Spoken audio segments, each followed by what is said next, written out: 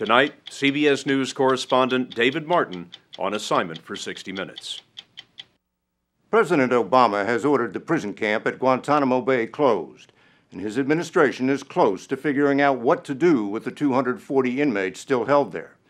Some, like Khalid Sheikh Mohammed, the self-proclaimed mastermind of 9/11, will undoubtedly be put on trial for their lives. But more than half the so-called detainees will probably never go before a jury, because the U.S. government does not have a case that will stand up in court. So what happens when a prisoner is set free from Guantanamo?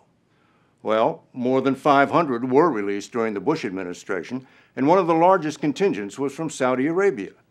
So we went there to see for ourselves what happens when these young men come home to the country that gave us Osama Bin Laden and the 9/11 hijackers. What we found is a rehabilitation program that attempts to make solid citizens out of holy warriors by convincing them Bin Laden has it all wrong. Each time the United States releases Saudis from Guantanamo, the kingdom dispatches a 747 to Cuba to pick them up. It's all done in secret, but 60 Minutes obtained this footage from the Saudis.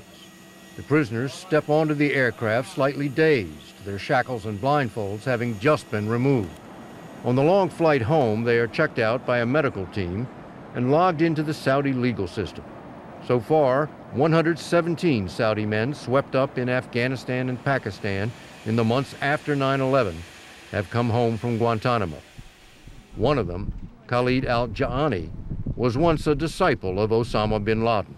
I've been involved in this jihad thing since I was young, and I was believing that I have to help the Muslims, and this is the right way to perform jihad.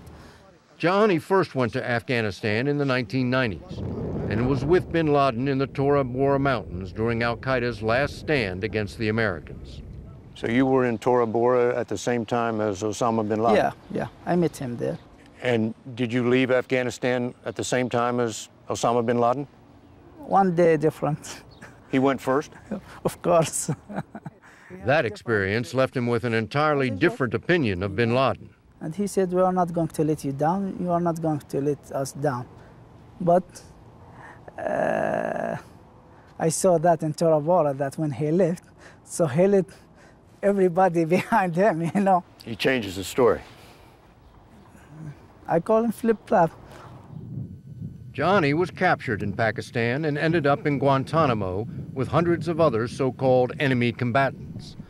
4 years later, he went home to Saudi Arabia, where he became a prime example of how the government treats one-time holy warriors it no longer considers a threat. After 1 month, they called me and they said, okay, go and get your car. I said, car, okay. They gave you a car? Car, yeah. All the people that they been released from Guantanamo, they gave them car to help them to get in the society. Then he met personally with Prince Mohammed bin Nayef, the head of Saudi internal security, roughly the equivalent in the U.S. of an ex-con sitting down with the director of the FBI. I went to his office and they said, I want to get married. He said, okay, write how much it's going to cost and we'll take care about it. So, wait a minute, first they give you a car. Yeah. And then they give you money to get married with. Yeah. Then they give you the house. So they're not just paying for the ceremony, they're paying for the house you're going to live in? Yeah. Yeah, we want to keep him busy. A top aide to Prince Nayef, Major General Yosef Mansour, says the money, which adds up to tens of millions of dollars for all the former prisoners, is not a handout, but a hand up. These are people the United States called the worst of the worst. Yeah. Why would you trust the worst of the worst? Those, after all, our kids. And you are gonna let them stay in jails forever. Some Saudis have been in Guantanamo for 7 years, and Dr. Abdul Rahman al-Hadlak believes the longer a man is there, the harder he is to treat. They come out of Guantanamo hating Americans. In the beginning, yes. In the beginning, yes. Is there evidence that Guantanamo has made them more radical? I think so, yes. Because in their journey, you know, from Afghanistan to Guantanamo, they have faced a lot of torturing. It's so important to deal with this, issue of torture. they really need to be rehabilitated. And I think we have been successful in easing this anger, which is so important. Torture is, of course, a loaded word, but at the very least, the treatment en route to Guantanamo was rough and provided the raw material for al-Qaeda propaganda videos to drum up new recruits. They are trying to play on the emotions of those young guys, to let them get very angry and say, we want to do something. Then those al-Qaeda guys, they will tell them, we have the answer, we will help you. Let's put your hand in our hand and do something to protect our brothers and sisters and our Muslim women. The Saudis cracked down on al-Qaeda as only an authoritarian state can. There are now more than 4,000 real or suspected terrorists in Saudi jails. And Chris Busek of the Carnegie Endowment, who has studied the kingdom's internal security programs, says that's down from a few years ago. 10, 11, 12,000 people who had been arrested and gone through, interrogation or questioning and things like that. So they just swept up everybody? There were a lot of people who were, detained. Is there any real organization of al-Qaeda left in Saudi Arabia? There are no first or second tier level operatives in the kingdom. They've all been killed or captured. We have hard approach, we have soft approach. Basically developing some programs to prevent this ideology from spreading in the society. This demonstration put on for us by the kingdom's special forces was as close as we could get to the hard approach. But then the Saudis took us inside this compound on the outskirts of Riyadh and allowed us to get a first-hand look at the soft approach. Here we met Dr. Turki Otayan, a Western-educated psychologist greeting men fresh out of Saudi jails. These men will spend months listening to lectures until Otayan and his colleagues declare them free of the impulses which incited them to holy war. I was giving them a lecture about the emotion, how they understand anger.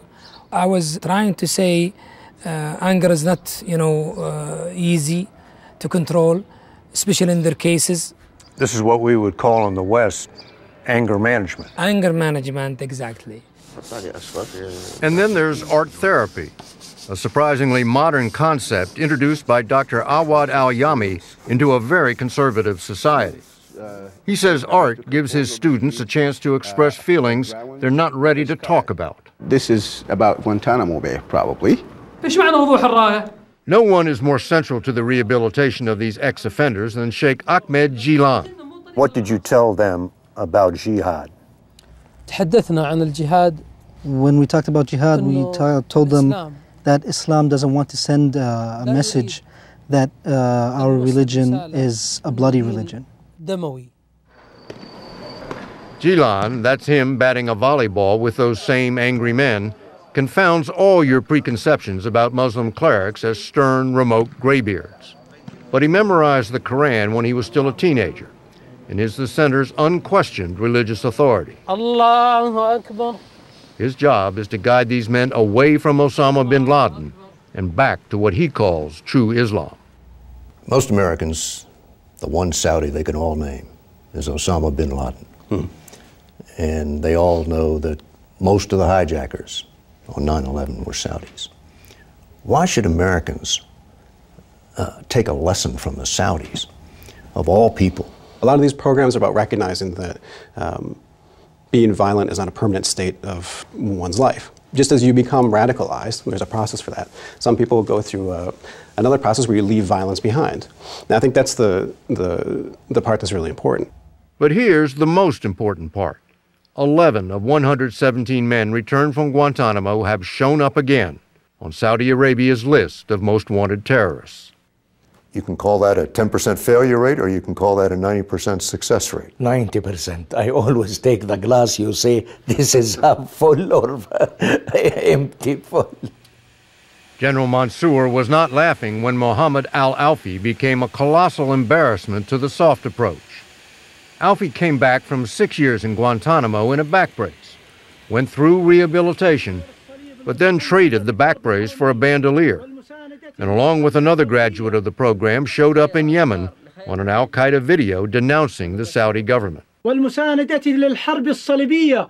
But according to the Saudis, Alfie's family convinced him to turn himself in. ليش؟ لأن قالوا موجود أسامة بن لادن. And his next video was a full confession on Saudi TV. His cooperation earned him some soft prison time, confined to an apartment where his family can visit. He broke the rules. Yeah. He violated your trust. Yes. He ran away. Uh-huh. And now he's back and he gets to see his wife every day. Yeah. His wife with him. He's not out. He has to be the only ex-terrorist in the world who's living in an apartment with the permission of his government. Well, he's under the government siege. Mm-hmm. He can't go out.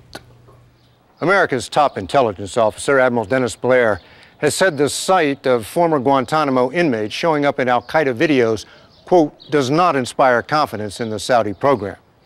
But there is another, more disturbing case, which raises the question of whether Guantanamo itself is turning out suicidal terrorists. Abdallah al-Ajmi was a Kuwaiti and did not go through the Saudi program. 2 years after he was released from Guantanamo, he showed up in a martyr video with the explosives-laden truck he was about to drive into an Iraqi army base in Mosul. 13 Iraqi soldiers were killed. It's impossible to know whether a rehabilitation program like the Saudis could have turned Ajmi around. Now there is a suicide bomber who killed people. Doesn't that tell you that you just can't take the chance of releasing people from Guantanamo? I think what that tells you is that when you release somebody, you need to have a very, very thorough program to reintegrate them back into society. Right? I mean, the Saudis who have been repatriated thus far, to the best of my knowledge right now, nobody has been involved in violence yet. Busek says the recidivism rate among Guantanamo returnees is better than prisoners released from American jails. But neither he nor the Saudis claim it can ever be perfect. Here's what some people would say. If we're talking about people who would strap a bomb on their bodies, walk into a marketplace, and kill 50 people, you have to be perfect. Well, let me assure you, these kind of people you are talking about, they are not going to be out from jail.